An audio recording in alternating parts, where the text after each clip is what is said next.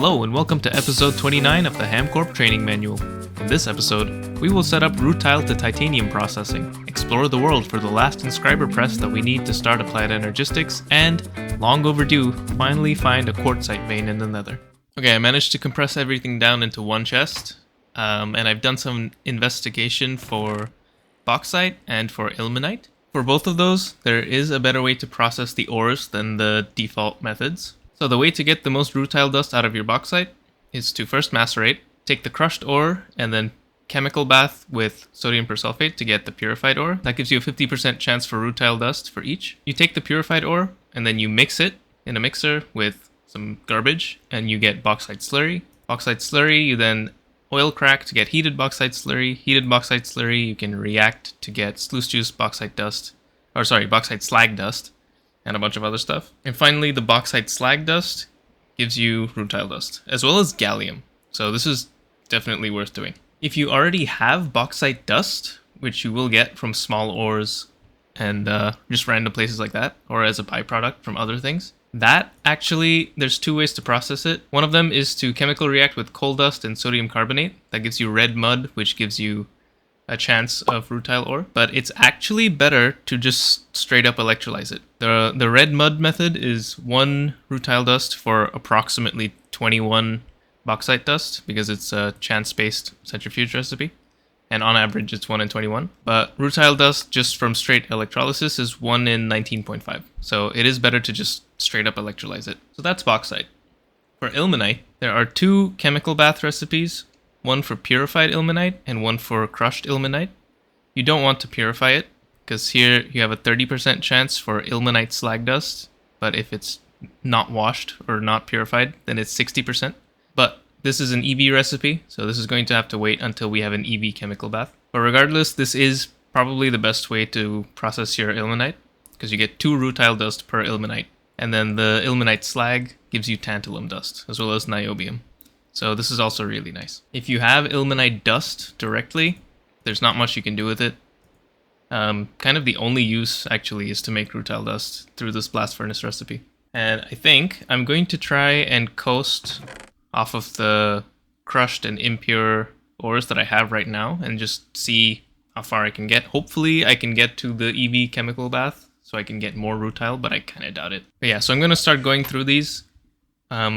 Once I have some rutile dust, I will check in again, because smelting rutile dust is not as simple as just chucking it in the blast furnace. There is a loop you need to use that uses magnesium dust and chlorine and carbon, and that is what gets you hot titanium ingots. And the hot titanium ingots needs a vacuum freezer, which I don't think we've made, surprisingly. So we also need to make a vacuum freezer. But I'm going to make a new blast furnace that's dedicated to titanium. Might be a quad, but I think for now it's just going to be a single blast furnace. But yeah, I'm going to get started processing some of these dusts and crushed ores, and we'll see how much rutile I can squeeze out of this. I got a nice big pile of rutile dust. However, I don't have a vacuum freezer, and I don't have an extra blast furnace. I don't want to use the blast furnaces that we already have, because I'd rather use a dedicated one specifically for titanium. And I think I'm going to set up that whole situation just here for now, but it's not going to be the dedicated spot. I'm going to have a new building, maybe somewhere here, that is an ore refinery. So just a building that's dedicated to processing ores. And a subsection of that building is going to be dedicated to making steel, aluminum, stainless steel, titanium, and all of the other kind of critical alloys or metals that we need for progression. But the main part of that building is going to be for ore processing. However, we don't have all the things we need to do a full ore processing setup, so I'm just going to make the subsection, and then the rest of the building I'll construct at a later time. But first, I need to get together the stuff for the vacuum freezer and another blast furnace. Got all my stuff. I made a bunch of things. I made some extra item filters, some more conduits, all the stuff for a blast furnace, all the stuff for a vacuum freezer, which I need to make. And then also a high voltage battery buffer. This is actually going to be to power the advanced chemical reactors. I have 2 of them, and the advanced electrolyzer, as well as the blast furnace itself. And then I have 5 turbo combustion gens, 4 of them for this battery buffer and 1 for the vacuum freezer. And also some other like logistics stuff, logistics chassis, active supplier. I'm going to need some unrouted Yeah, and I basically got all of the stuff because making titanium from rutile is a chemical process. It's not as simple as just smelting it. So to make titanium, you need to combine magnesium dust with titanium tetrachloride. Titanium tetrachloride you get from a chem reactor recipe that uses carbon, so I need to supply carbon. Combines it with rutile dust and chlorine. And then when you make the titanium, you also get magnesium chloride dust, which you can recycle back into magnesium and chlorine. It needs some sodium to do so because it makes salt, and then when you electrolyze the salt, you also get the sodium back. So the things that go in are carbon dust and rutile dust, and the things that come out are hot titanium ingots. Everything else is recycled. Now, I did say I'm going to build these things as part of an ore refinery building, but I don't think I'm going to time-lapse it because it's going to be kind of like this. It's just going to be a cube for now, and then I'll sculpt it later at some point. Hello there. So I finished building the little building that I was talking about. I did add a little bit of shape, but it's kind of just a slanted roof. Besides that, it's mostly just a cube. I have this elevated walkway section because I thought it would be cool to be able to like walk along this and just look at all the machines, because I'm going to extend this building this way at some point. There's a basement section, of course, for cable management, pipe management, whatever. Below this elevator, I should probably add another elevator below it, but this is where it leads to the maintenance tunnels. So I'm going to put together a couple of machines here, and then I will go through the process for bauxite.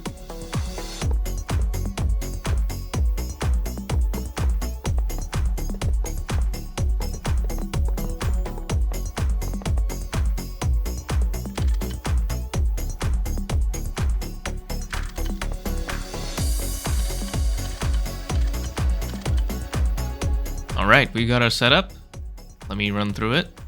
So first, let me show you how I power this thing. Logistics pipes coming from the maintenance tunnels, as usual, providing cetane boosted diesel to these combustion gens, which fill this buffer. And this buffer powers the machines up top.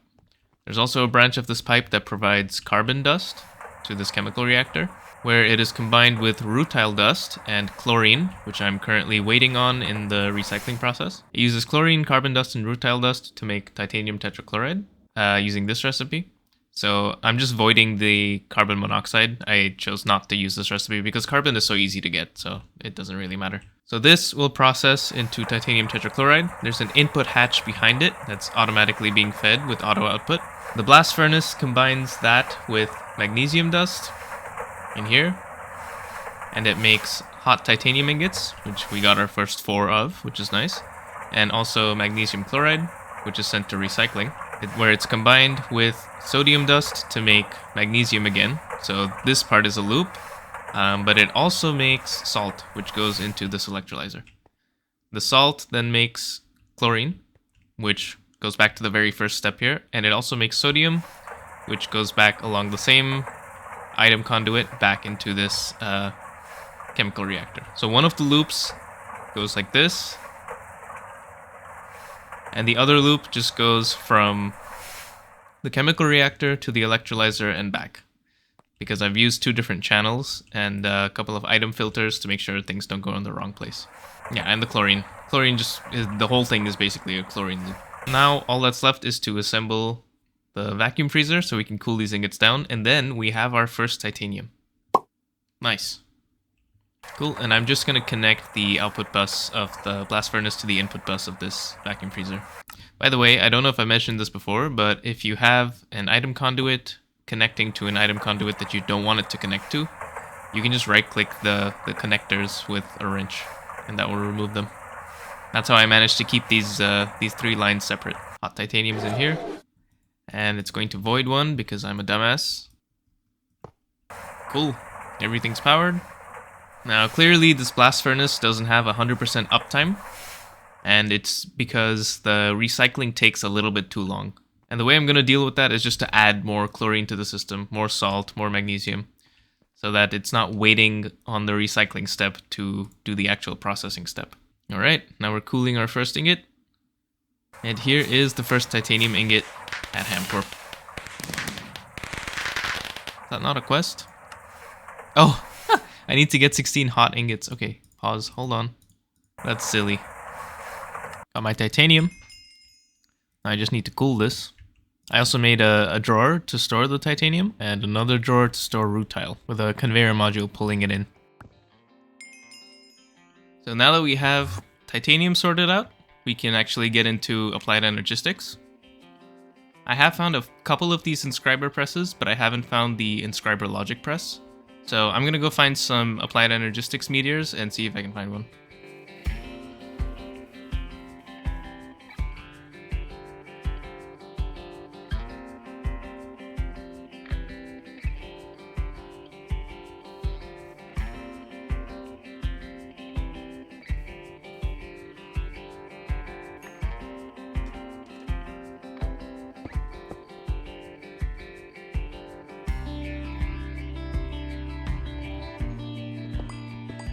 Alright, inscriber logic press. Yes, got it. Awesome. Okay, we're home with the 4 different presses. And now the first step is to make a couple of these processors. You could do it with an inscriber. I'm just going to do the assembler recipe instead though. This one. So each of these is a different forming press recipe. Each one needs a different non-consumed press inside. So when I do want to fully automate everything, I'm going to have 4 different forming presses just for each of these. So let me quickly craft these up.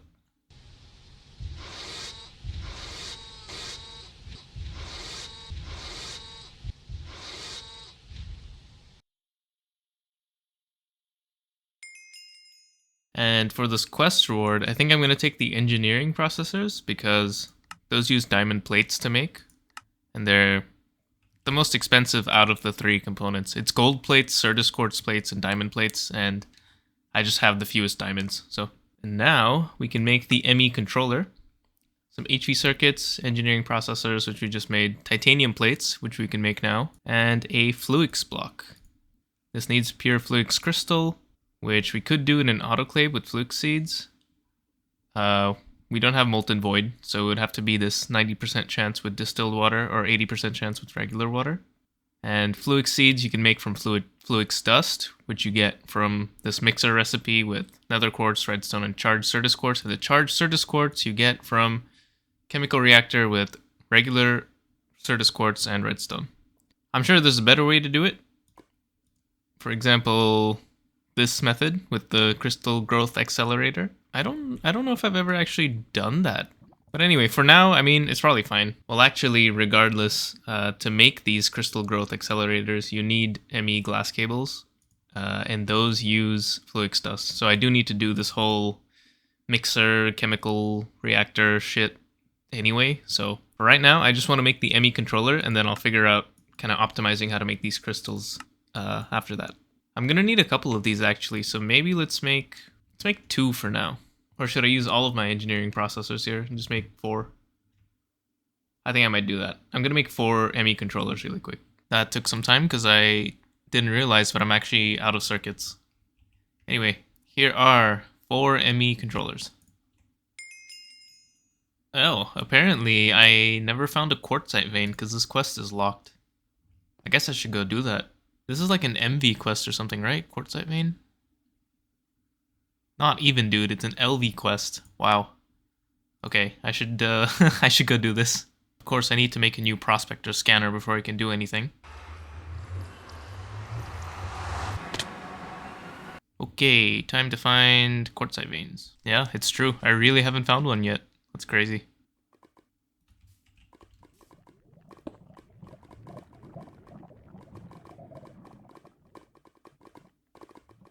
I love my backpack so much. Don't know what I would do without it.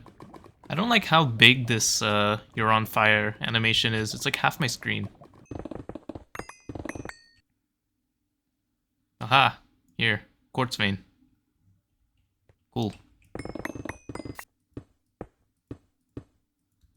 Alright, I'm at the top of the nether now. I'm just gonna set up a quick mining operation. Alright.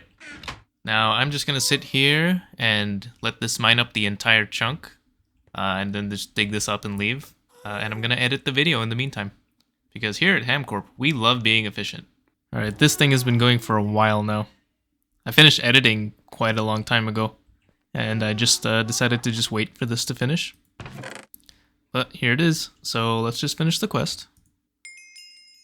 And now I can start making these charged Stardust Quartz crystals, Flukes crystals, and other things. But I think Applied Energistics deserves an episode of its own.